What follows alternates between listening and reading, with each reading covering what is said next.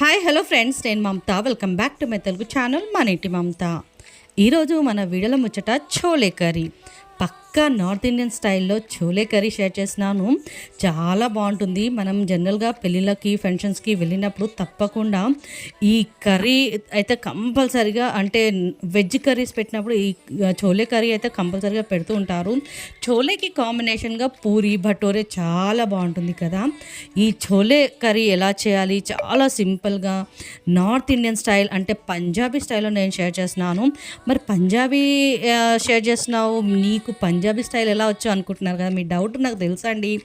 పంజాబీ స్టైల్లో ఎందుకు షేర్ చేస్తున్నానంటే, నాకు చిన్నప్పటి నుంచి చాలా అంటే చాలా క్లోజ్గా నార్త్ ఇండియన్స్ ఫ్రెండ్స్ అన్నమాట. సో ఆ ఫ్రెండ్స్ కథ, ఆ ఫ్రెండ్స్ ముచ్చట ముందు వీడియోలో చెప్తాను. ముందుగా అయితే ఇక్కడ నేను శనగలు నానబెట్టేశాను. ఒక 1/2 kg శనగలు తీసుకొని, ఈ శనగలు వచ్చేసి కాబూలీ చెనా అంటారు. అదేనండి, పెద్ద సైజులో తెల్లగా ఉంటాయి. 1/2 kg తీసుకొని ఒక 4-5 గంటలు అయితే నానబెట్టాలి, లేదంటే రాత్రంతా కూడా నానబెట్టేయచ్చు. కుక్కర్ తీసేసుకొని మంచిగా ఆ శనగలన్నిటినీ కూడా కుక్కర్లో వేసేసుకొని 2.5 గ్లాస్ నేను వాటర్ వేసాను. ఒక చిన్న స్పూన్ అయితే సాల్ట్ వేసాను, కొంచెం పసుపు వేసేసి ఇప్పుడు ఇందులో పోట్లీ మసాలా చూపిస్తున్నాను. పోట్లీ మసాలానా అదేంటి అనుకుంటున్నారు కదా. ముందుగా అయితే ఒక తెల్ల క్లాత్ తీసుకోండి, చిన్నగా ఉన్నది కాటన్ క్లాత్. అందులో ఒక స్పూను చాయ్ పత్తి వేయండి.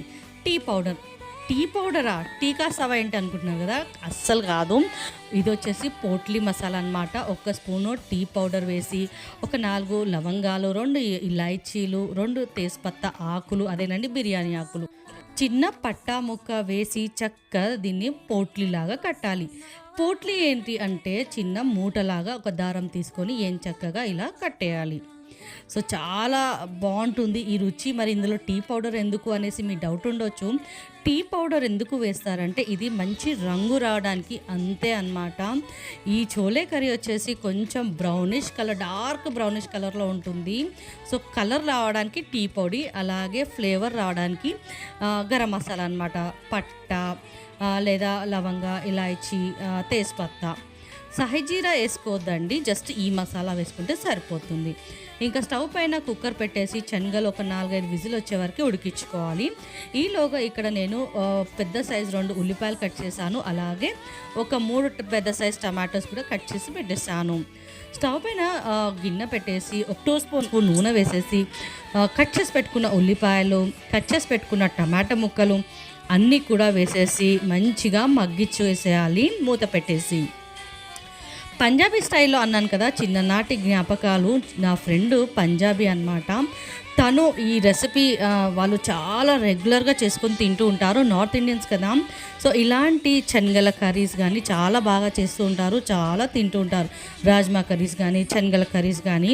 సో తను నాకు అప్పుడు చూపించినది ఇప్పటికీ నాకు అలాగే గుర్తుంటుంది. అలాగే మేము రెగ్యులర్గా చేసుకొని తింటూ ఉంటాము. ఇక్కడైతే శనగలు చాలా బాగా ఉడికిపోయాయి. ఇంకా మన ఉల్లిగడ్డ, టమాటోలు కూడా ఉడికిపోయాయి. చల్లారిన తర్వాత మిక్సీ గ్రైండర్ అంటే పేస్ట్ లాగా చేసి పక్కన ఉంచుకోవాలి.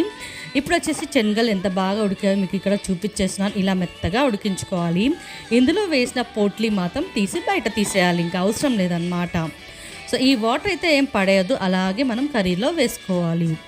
ఇంకా మళ్ళీ మరొక ప్యాన్ కానీ గిన్నె కానీ స్టవ్ పైన పెట్టేసి ఇందులో ఆయిల్ కాస్త ఎక్కువే పడుతుంది. 4 టేబుల్ స్పూన్ నేనైతే నూనె వేసాను. నూనె వేడైన తర్వాత ఒక 1/2 స్పూన్ ఆవాలు, 1/2 స్పూను జీలకర్ర వేసి కాస్త వేయించాను. మీకు ఇక్కడ కావాలి అంటే ఇందులో తేజ్పత్తా కూడా వేసుకోవచ్చు, బాగుంటుంది. ఇంకా గరం మసాలా అయితే ఇంకా నేను ఏమి యాడ్ చేయట్లేదు, ఇది సరిపోతుంది. ఇంకా మనం మిక్సీలో పేస్ట్ చేసి ఉంచాం కదా టమాటో ఇంకా ఉల్లిపాయలు. సో చక్కగా ఆ పేస్ట్ అంతా కూడా ఈ ఆయిల్లో వేసేసి ఒక్కసారి కలిపేసుకోవాలి. ఇప్పుడు ఇందులో అల్లం వెల్లిగడ్డ పేస్ట్ 2 స్పూన్లు వేస్తున్నాను నేనైతే. అది కూడా పచ్చివాసన పోయే వరకు కొంచెం కలుపుకోవాలి. ఆ తర్వాత ఇందులో పసుపు, ఒక 1/2 స్పూన్ పసుపు వేసేసి మంచిగా కలుపుకోవాలి, పచ్చివాసన పోతుంది. ఇంకా కొంచెం కరివేపాకు వేసేసి మరొక్కసారి కలిపేసి ఇప్పుడు ఇందులో మనం శనగలు ఉడికించుకున్నాం కదా, యాజ్ ఇట్ ఈజ్గా వాటర్తో సహా ఇందులో యాడ్ చేసుకోవాలి. నా ఫ్రెండ్ చూపించిన కర్రీ నేను కూడా చేస్తే ఆమె చేసినట్టుగానే అచ్చంగా అలాగే టేస్ట్ అయితే వచ్చిందనమాట. సో చాలా బాగా కుదిరింది. నాకైతే అస్సలు ఆ చిన్ననాటి జ్ఞాపకాలు ఇంకా మదిలో అలా తిరుగుతూ ఉంటాయి. ఎందుకంటే ఇలాంటి కర్రీస్ చేసినప్పుడు ఫ్రెండ్స్ అయితే తప్పకుండా గుర్తొస్తారు. ఎందుకంటే తనే నాకు చూపించింది కాబట్టి. సో చిన్నప్పుడు మరి కర్రీస్ చేస్తుందా అంటే వాళ్ళు ఏంటంటే చిన్నప్పటి నుంచే వంటలు చేస్తూ ఉంటారనమాట. సో తను అప్పుడు చేసింది నాకు ఉంచుకొని మరీ నేను ట్రై చేస్తూ ఉంటానన్నమాట అప్పుడప్పుడు. ఇప్పుడు ఇందులో సరిపడా ఉప్పు, కారం యాడ్ చేసుకోవాలి. ఉప్పు మాత్రం చూసుకొని యాడ్ చేయాలి, ఎందుకంటే మనం శనగలు ఉడికేటప్పుడు 1 స్పూన్ వేసాము. సో అందుకని నేను ఇప్పుడు 1 స్పూన్ వేసాను, అలాగే 2 స్పూన్ల కారం వేసాను. మీ టేస్ట్కి తగ్గట్టు మీరు యాడ్ చేసుకోండి. ఇంకా అది కాస్త ఉడుకుతున్నప్పుడు ఇందులో 1/2 స్పూన్ జీలకర్ర పొడి, 2 స్పూన్ల ధనియాల పొడి యాడ్ చేశాను. మళ్ళీ ఒకసారి కలుపుకున్న తర్వాత ఇప్పుడు ఇందులో చోలే మసాలా అని కూడా మనకి బయట మార్కెట్లో దొరుకుతుంది.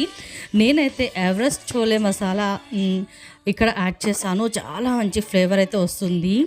చూసారా, ఎవరెస్ట్ చోలే మసాలా. సో చాలా ఈజీగా మనకి షాప్స్లలో దొరికిపోతుంది. నేను ఇంకా చోలే మసాలా కూడా ఇందులో యాడ్ చేశాను. ఇంకా అలా కలుపుతూ ఉండాలి. 5 నిమిషాలు ఇలా ఉడకనిస్తూ ఉంటే చాలా బాగా టేస్ట్ అయితే వస్తుంది. ఇంకా గ్రేవీ కూడా చూసారా ఎంత పర్ఫెక్ట్గా ఉందో. ఈ కర్రీ వచ్చేసి మనకి చపాతీస్, రోటీస్, నాన్, పరాఠాస్, లేదంటే చోలే భటూరే అంటాం కదా, భటూరేతోని, పూరితోటి చాలా అద్భుతంగా టేస్ట్ అయితే ఉంటుంది. ఇంకా చివరిగా వచ్చేసి కొత్తిమీర యాడ్ చేసుకొని ఏం చక్కగా మనకు నచ్చిన అట్టుగా మనం తినేయచ్చు అనమాట. సో మీకు కనుక ఈ వీడియో నచ్చినట్టయితే తప్పకుండా లైక్ అండ్ షేర్ చేసి కామెంట్ చేయండి. మళ్ళీ సరికొత్త వీడియోలో కలుద్దాం. అంతవరకు బై ఫ్రెండ్స్.